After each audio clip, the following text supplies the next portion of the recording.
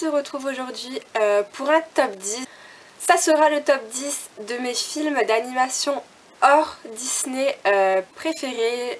J'inclus dedans les films, les dessins animés Disney qui ne sont pas numérotés, enfin vous allez vite comprendre. À la 10e place, on retrouve Gnoméo et Juliette. Donc en fait, c'est un dessin animé qui reprend la base de l'histoire de Roméo et Juliette, d'où le nom Gnoméo et Juliette.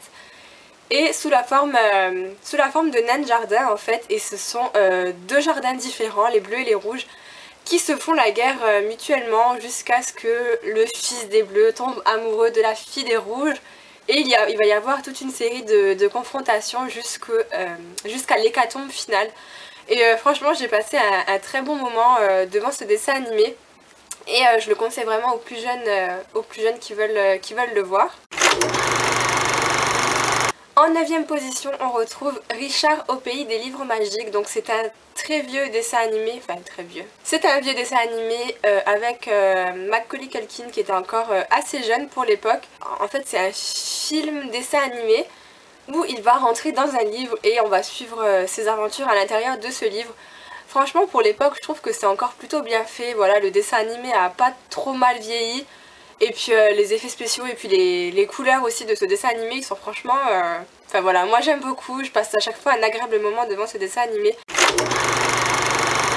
En 8e position, on retrouve Kirikou et la sorcière. Alors Kirikou c'est un peu particulier parce qu'en général ce genre de dessin animé, j'affectionne pas spécialement. Mais celui-ci j'ai vraiment eu un énorme coup de cœur quand je l'ai vu.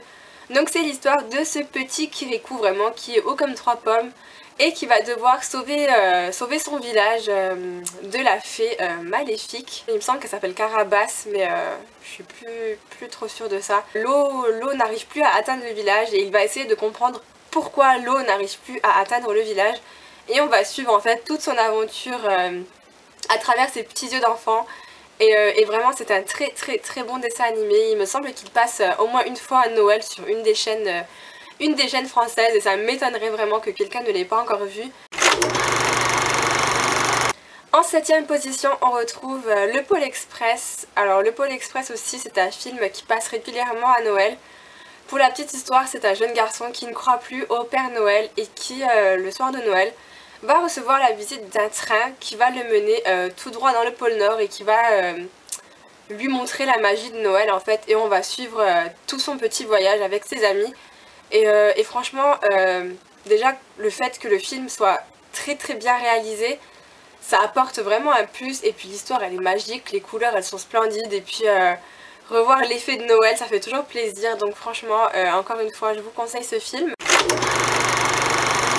En 6e position on retrouve Le Lorax. Alors Le Lorax je crois qu'il est pas très connu. Mais honnêtement c'est un dessin animé qui a une très bonne morale sur l'environnement et sur la nature qui nous entoure. Donc en fait c'est un dessin animé où il n'y a plus de vraie nature en fait dans le monde, c'est uniquement du synthétique. Et il y a un petit garçon qui va essayer de comprendre pourquoi et comment était fabriquée, enfin comment était faite entre guillemets la nature. Et il va partir en exploration et il va rencontrer plein de petites choses qui va l'amener à comprendre comment la nature a disparu et les bienfaits que peut apporter une nature pour l'homme. Et honnêtement c'est une très bonne morale, je trouve que c'est un dessin animé qui apporte beaucoup de réponses aux plus jeunes. Et puis les couleurs elles sont aussi très flashy, très fluides, très prononcées. Et enfin voilà, moi j'ai passé un très bon moment, le divertissement il est très présent. Et puis les petits personnages de ce dessin animé ils sont tous trop choux, trop attachants. Donc voilà, c'est un très bon dessin animé et c'est pour ça qu'il est à cette 6e position. En 5e position, on retrouve L'Âge de Glace 3. Alors j'ai bien aimé le premier et le deuxième, mais j'ai un petit coup de cœur pour le 3e avec les dinosaures. Voilà, donc c'est toujours la même troupe d'amis qui se retrouvent cette fois-ci sous la terre et qui vont s'apercevoir que les dinosaures n'ont pas disparu. Et voilà, ils vont essayer de survivre avec eux, de voir l'évolution des dinosaures. Et puis voilà, on assiste toujours à leurs blagues les plus folles, leurs aventures les plus loufoques. Et franchement, je trouve ce dessin animé très drôle. C'est un des rares dessins animés qui a une continuité dans l'histoire et qui ne me lasse jamais. Franchement, il n'y a aucun des personnages que je n'aime pas. que ce soit le dessin animé, le premier, le deuxième, le troisième, le quatrième et même le cinquième. Ils sont tous très drôles, ils sont tous hyper attachants les personnages, et puis de les retrouver à chaque fois dans un épisode différent, moi j'adore, et j'espère vraiment qu'ils vont en faire un sixième, parce que c'est une saga de dessins animés que j'affectionne beaucoup. En quatrième position, on retrouve Le Prince Casse-Noisette. Alors ce dessin animé, il est un peu particulier parce qu'il n'existe pas en DVD, mais je l'avais en cassette, en VHS quand j'étais plus jeune, et je le regardais au moins une fois par semaine. Je suis vraiment déçue qu'ils n'ont pas voulu le mettre en format DVD parce que vraiment c'est une petite pépite.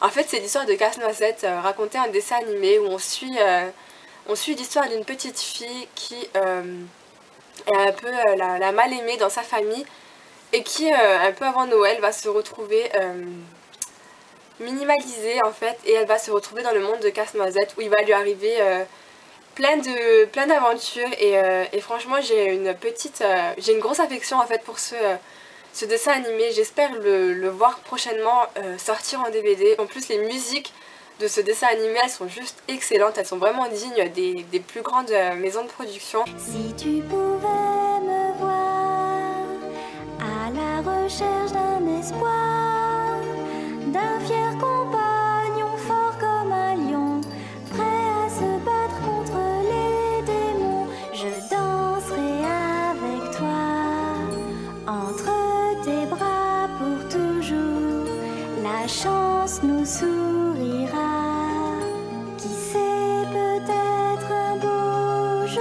Et dire que ce petit film, il est sorti de nulle part, il a eu un si grand impact sur moi que honnêtement si vous avez l'opportunité de le voir, ou si vous arrivez à le trouver en VHS et que vous possédez encore un lecteur, un magnétoscope, franchement visionnez-le et donnez-moi votre avis, parce que ce film il a marqué mon enfance, et je pense qu'il pourra marquer votre visionnage à vous également. On arrive au top 3, donc à la troisième position on retrouve Le Petit Dinosaure et la Vallée des Merveilles. Donc encore une fois c'est un dessin animé que je regardais quand j'étais petite et qui m'a vachement émue. En fait c'est l'histoire de Petit Pied qui est censé rejoindre la Vallée des Merveilles pour retrouver un point d'eau, parce qu'en fait là où il vit il n'y a plus d'eau potable, et en fait sur la route sa mère va malheureusement mourir et il va se retrouver tout seul, et en fait il va être pris en charge par certains dinosaures qui passent par là, et ils vont tenter de trouver cette fameuse vallée. Et sur le chemin, encore une fois, il va lui arriver plein de péripéties, et honnêtement c'est un dessin animé qui m'a vraiment fait pleurer. Encore maintenant j'avais réussi à le retrouver en DVD, et en fait je l'avais revu, je pensais pas qu'il allait me toucher comme il m'avait touché quand j'étais plus jeune, et si, c'est vraiment c'est un dessin animé émouvant, touchant, et tous les personnages sont vraiment attachants.